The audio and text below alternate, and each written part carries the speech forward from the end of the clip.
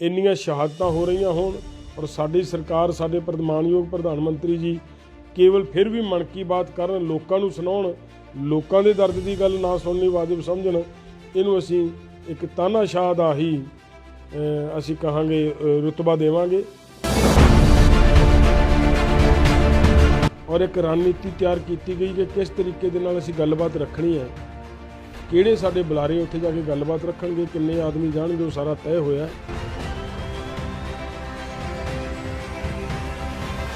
गलबात होनी है वो 3 खेती कानूनों के उत्ते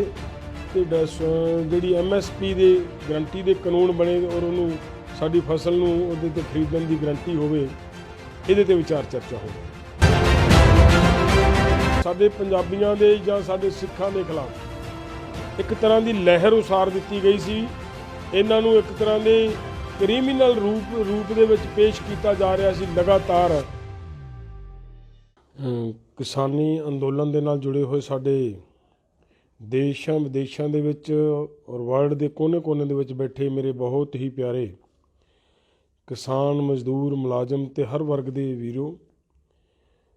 असी अज कल नूं जो सरकार दे नाल मीटिंग होनी है, उस मीटिंग के संबंध दे विच अज जथेबंदियां दी मीटिंग हुई है। उस मीटिंग के संबंध दे विच आप जी तक ये जानकारी पहुँचाउणी जरूरी समझते सीगे कि सारे साडे जिहड़े समर्थक वीर ने उन्होंने पता लगता रहे कि इस अंदोलन दे विच की हो रहा है, अगे किधर नूं जा रहा है, की कर रही हैं जथेबंदियां। सो इस गल नूं लैके कि प्यारे एक तां इह है कि जो साडी कल नूं मीटिंग होनी है, उस मीटिंग दे उत्ते विचार चर्चा हुई अज दी मीटिंग दे विच, और एक रणनीति तैयार की गई कि किस तरीके दे नाल असीं गलबात रखनी है, किहड़े साडे बुलारे उत्थे जाके गलबात रखणगे, किन्ने आदमी जाणगे, वो सारा तय होया। वो साडा बुलारियां दा प्रोग्राम पहलां दी तरह उसे तरह है कि 40 ਦੇ 40 साडे मतलब जिहड़े साडे संगठन है,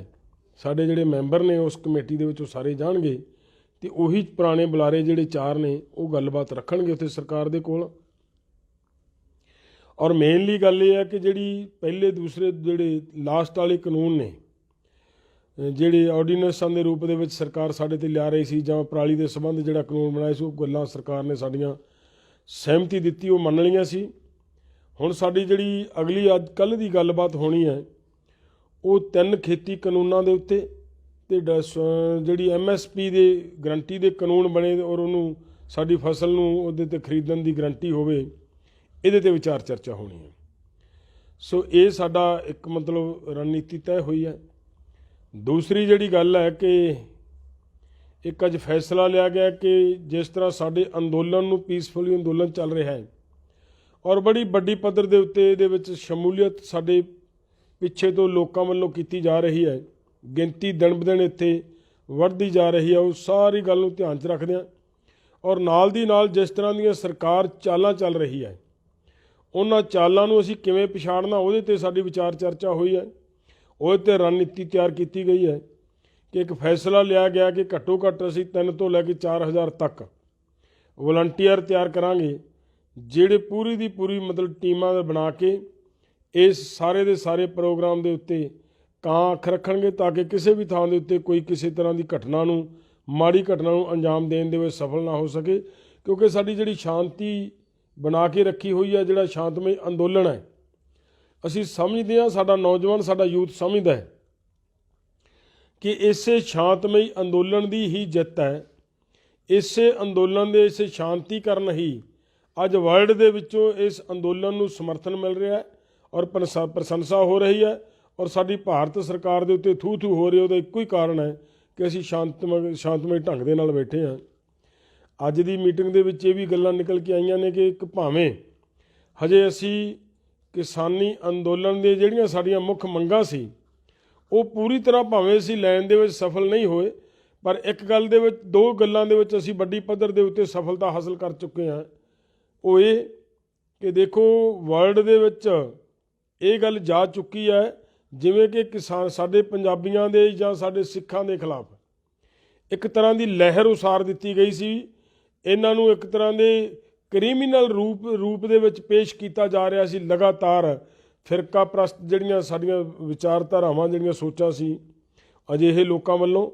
ਔਰ ਅੱਜ ਦੁਬਾਰਾ ਪੰਜਾਬੀਆਂ ਨੇ, ਅੱਜ ਦੁਬਾਰਾ ਸਿੱਖਾਂ ਨੇ ਇਹ ਸਿੱਧ ਕਰ ਦਿੱਤਾ ਕਿ ਇਹ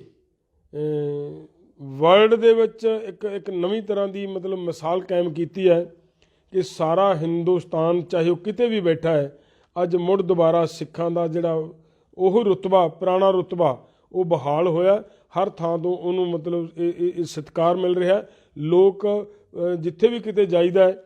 ਇਹ ਕਹਿ ਕੇ ਕਿ ਤੁਹਾਡਾ ਪੰਜਾਬੀਆਂ ਨੂੰ ਅਸੀਂ ਸਲੂਟ ਕਰਦੇ ਹਾਂ, ਇਹ ਕਹਿ ਕੇ ਸਨਮਾਨ ਕਰ ਰਹੇ ਨੇ। ਅੱਜ ਇੱਕ ਬਹੁਤ ਵੱਡਾ ਜਿਹੜਾ ਸਾਡਾ ਪੁਰਾਣਾ ਰੁਤਬਾ ਸੀ ਉਹ ਬਹਾਲ ਕਰਨ ਦੇ ਵਿੱਚ ਅਸੀਂ ਕਾਮਯਾਬ ਹੋਏ ਹਾਂ, ਇੱਕ ਬਹੁਤ ਵੱਡੀ ਸਫਲਤਾ ਹੈ। ਨਾਲ ਅਗਲੀ ਗੱਲ ਇੱਕ ਹੋਰ ਹੈ ਕਿ ਅਸੀਂ ਇਤਿਹਾਸ ਨੂੰ ਦੁਹਰਾਇਆ ਹੈ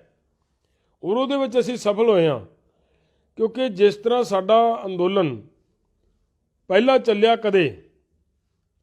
ਦੇਸ਼ ਦੀ ਆਜ਼ਾਦੀ ਦਾ, ਉਸ ਅੰਦੋਲਨ ਦੇ ਵਿੱਚ 92% ਸਾਡੀਆਂ ਕੁਰਬਾਨੀਆਂ ਰਹੀਆਂ ਔਰ ਉਹ 92% ਕੁਰਬਾਨੀਆਂ ਦੇਣ ਤੋਂ ਬਾਅਦ ਜੇ ਅੱਜ ਦੁਬਾਰਾ ਫਿਰ ਕਿਤੇ ਅੰਦੋਲਨ ਦੀ ਗੱਲ ਆਈ ਹੈ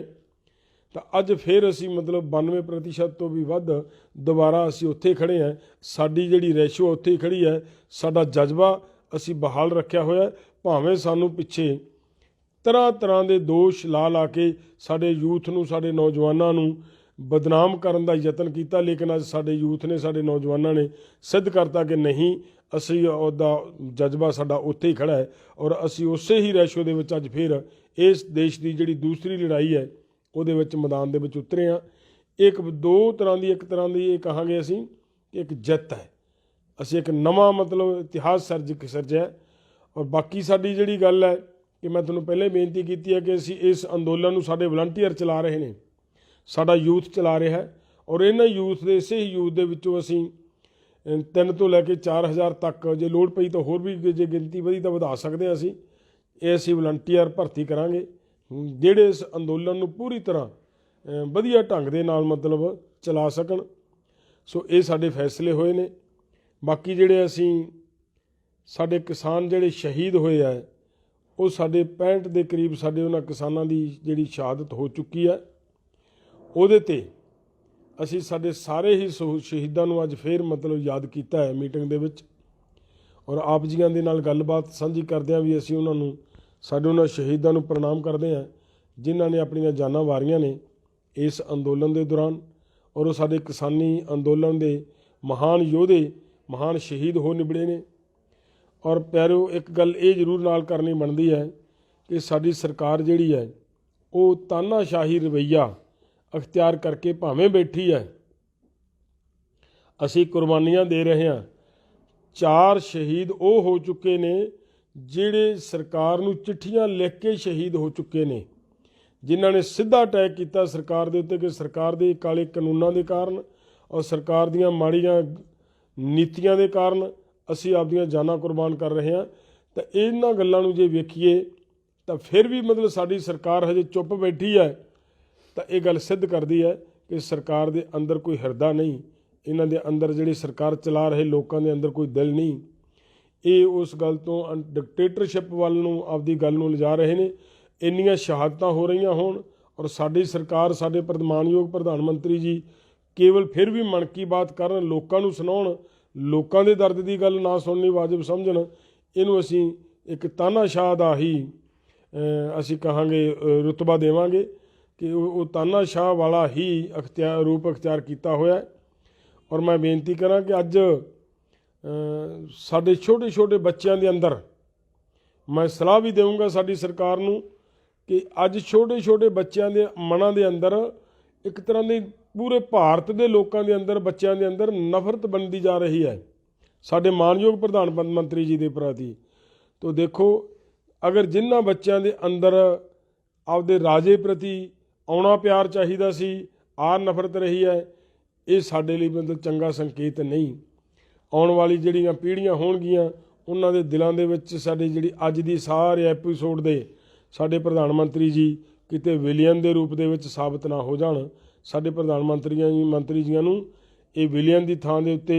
ਇੱਕ ਹੀਰੋ ਦੇ ਰੂਪ ਦੇ ਵਿੱਚ ਪੇਸ਼ ਹੋਣਾ ਚਾਹੀਦਾ ਹੈ। ਕੱਲ੍ਹ ਨੂੰ ਚਾਹੀਦਾ ਸਰਕਾਰ ਨੂੰ ਕਿ ਵੱਡਾ ਦਿਲ ਵਿਖਾਵੇ ਔਰ ਇਹ ਕਹਿਣਾ ਚਾਹੀਦਾ ਸਰਕਾਰ ਨੂੰ ਕਿ ਅਸੀਂ ਭਾਵੇਂ ਕਿਸਾਨਾਂ ਦੇ ਭਲੇ ਲਈ ਬਣਾਏ ਸੀ ਕਾਨੂੰਨ, ਅਗਰ ਸਾਡੇ ਕਿਸਾਨਾਂ ਨੂੰ ਪਸੰਦ ਨਹੀਂ ਤਾਂ ਅਸੀਂ ਇਹ ਕਾਨੂੰਨ ਵਾਪਸ ਲੈਂਦੇ ਹਾਂ। ਤਾਂ ਮੇਰਾ ਖਿਆਲ ਹੈ ਇਸ ਗੱਲ ਦੇ ਨਾਲ ਹਜੇ ਕੁਛ ਨਾ ਕੁਛ ਲੋਕਾਂ ਦੀ ਹਮਦਰਦੀ ਫਿਰ ਵੀ ਮਤਲਬ ਪ੍ਰਧਾਨ ਮੰਤਰੀ ਜੀ ਲੈ ਸਕਦੇ ਨੇ, ਔਰ ਇਹ ਵੱਡਾ ਦਿਲ ਪ੍ਰਧਾਨ ਮੰਤਰੀ ਜੀ ਨੂੰ ਵਿਖਾਉਣਾ ਚਾਹੀਦਾ। ਇੰਨੀ ਕੁ ਮਤਲਬ ਅੱਜ ਦੀ ਇਹ ਸਾਡੀ ਜਿਹੜੀ ਮੀਟਿੰਗ ਦੀ ਅਪਡੇਟ ਸੀ, ਮੈਂ ਆਪ ਜੀਆਂ ਤੱਕ ਰੱਖਣ ਦਾ ਯਤਨ ਕੀਤਾ ਹੈ। ਫਤਿਹ ਪ੍ਰਵਾਨ ਕਰਿਓ। ਵਾਹਿਗੁਰੂ ਜੀ ਕਾ ਖਾਲਸਾ, ਵਾਹਿਗੁਰੂ ਜੀ ਕੀ ਫਤਿਹ।